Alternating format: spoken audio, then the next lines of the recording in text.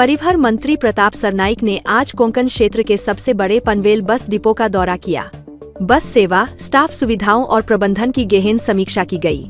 Sanitary ware, सामान्य यात्रियों के लिए बुनियादी सुविधाएं और महिला विश्राम कक्ष को आधुनिक करने के लिए संबंधित अधिकारियों को आवश्यक दिशा निर्देश दिए। साथ ही साथ बसों में सफर करने वाले छात्रों से बातचीत कर उन्होंने समय पर बसें न मिलने से होने वाली समस्याओं के बारे में जाना और इस समस्या का समाधान करने तत्काल कदम उठाने का वादा कर यात्रियों से बातचीत की और उनके यात्रा अनुभव की समीक्षा की। बता दें कि पनवेल बस स्टैंड कोंकण के लाखों यात्रियों के लिए एक महत्वपूर्ण केंद्र है। परिवहन की दृष्टि से इस स्थान पर यात्रियों को बेहतर और अधिक सुविधाजनक सेवाएं प्रदान करने के लिए परिवहन मंत्री वचनबद्ध है और अब ऐसा अनुमान लगाया जा रहा है, पनवेल बस स्टैंड की दिशा और दशा जरूर सुधरेगी। परिस्थिती वेगवेगळी आहे, परंतु प्रश्न मात्र सारखे आहेत। प्रामुख्याने महिला शौचालयाचे प्रश्न, पुरुष शौचालयाचे प्रश्न, थंड पाण्याची पिण्याची व्यवस्था, गरम पाण्याची आंघोळीची व्यवस्था, स्वच्छतागृहाचं म्हणजे ज्या पद्धतीने स्वच्छता हवी आहे तशी या प्रकारची कुठेही दिसत नाहीये।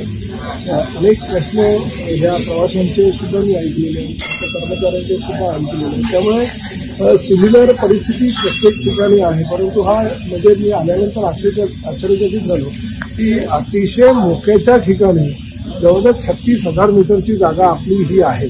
त्यापैकी 34,500 मीटर जागा ही आपल्या ताब्यात आहे। 1,500 मीटर जागा अजूनपर्यंत ताब्यात आलेली नाही असं त्यांचं म्हणणं आहे। आणि बीओटी तत्वावर हे जे एसटी स्थानक आहे ते दिलेलं आहे ठेकेदाराला, परंतु त्या बाबतीत जी माहिती मी आता घेतोय, परंतु UDCPRचा जो नियम आला आहे आता वर्षभरापूर्वी जे मुख्यमंत्री एकनाथ शिंदे साहेबांनी नगरविकास मंत्री त्यांच्याकडे ती जबाबदारी होती, त्यामुळे UDCPRच्या तरतुदीनुसार प्रत्येक मोठ्या भूखंडावर अतिशय चांगल्या प्रकारचा FS आहे। काही ठिकाणी तर डीलर तो वापरू शकत नाही एवढा FS दिला जातो। या ठिकाणी काही अडचणी सुद्धा निर्माण झाल्या तसं मला आमच्या अधिकाऱ्यांनी सांगितले की आता एअरपोर्ट ऑथॉरिटीनं हाईट रिस्ट्रिक्शन ठेवलेलं आहे, त्यामुळे परमिशन सुद्धा उंचीच्या इमारतीला मिळाली नाही। तर त्या सगळ्या ज्या समस्या आहेत ते बघून मी पुढल्या महिन्यामध्ये ह्या ठेकेदार, आमचे संबंधित अधिकारी आणि त्यांच्या काही अडचणी आहेत का ह्या संदर्भात एक बैठक आमच्या मंत्रालयामध्ये लावू आणि काही रिवाईज करू प्लॅन। कारण जुने जे प्लॅन झालेले आहेत ते मला कुठल्याही प्रकारे माझ्या बुद्धीला न पटणारे प्लॅन आहेत। ते बऱ्याच ठिकाणी परिवहनचा फायदा कमी परंतु ठेकेदार किंवा बिल्डरांचा फायदा जास्त अशा प्रकारचे ते प्लॅनिंग केलेले आहे। अशी परिस्थिती इथे तर नाही ना, हे सुद्धा मला बघावं लागणार आहे। जास्तीत जास्त भविष्यामध्ये 60 वर्ष जर आपल्याला बीओटी तत्वावर किंवा PPP तत्वावर जर ह्या सेवा डेव्हलपरकडनं किंवा ठेकेदाराकडनं जर बनवून घ्यायचे असेल तर 60 वर्षाचा विचार करून करावा लागेल। आताचा विचार करून चालणार नाही।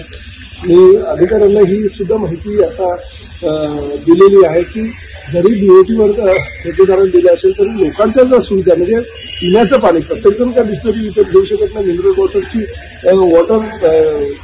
बॉटल तो विकत घेऊ शकत नाही। त्यामुळे त्यांना थंड पिण्याचं पाणी, आमचे जे एसटी कर्मचारी नाईट शिफ्ट करतात त्यांना आंघोळीसाठी किमान गरम पाण्याची व्यवस्था, त्यांना व्यवस्थित झोपायला गादी किंवा बंग बेड, उषा, चादर, ह्या गोष्टी, पंखे, लाईट, ह्या गोष्टी सामान्य प्रश्न आहेत। ते काही मोठेही नाही आहेत की लगेच करू शकणारे असे प्रश्न आहेत, ते आधी द्या। प्रामुख्यानं शिवसेना प्रमुख हिंदू हृदय सम्राट बाळासाहेब ठाकरे स्वच्छता अभियान चालू केलं होतं गेल्या वर्षी आणि प्रामुख्यानं सगळ्या ज्या ठिकाणी चांगलं काम करणाऱ्या लोकांना उत्तेजनार्थ बक्षिसं सुद्धा देण्यात आली होती। 1 वर्ष सुरळीत ती चालू होतं, परंतु ती आता योजना जवळजवळ बंद पडली की काय असं अशी परिस्थिती झालेली आहे। त्यामुळे ती योजना अजूनपर्यंत चांगल्या प्रकारे कशी कार्यान्वित येईल, बक्षिसाच्या रकमेमध्ये वाढ करून आपल्या लोकांकडनं काम कसं चांगलं करून घेता येईल स्वच्छतेच्या बाबतीत, त्यासाठी मी प्राधान्य देणारे छोटे प्रश्न आहेत। बाकी काही मोठेही प्रश्न नाही, मोठे प्रश्न तर मंत्रालयीन पातळीवर आम्ही सोडू, पण स्थानिक लेवलला आमच्या अधिकाऱ्यांनी ह्या 3-4 गोष्टीची जरी पूर्तता केली तरी प्रवाशांची जी फार मोठ्या प्रमाणात होणारी गैरसोय ती टाळली जाईल।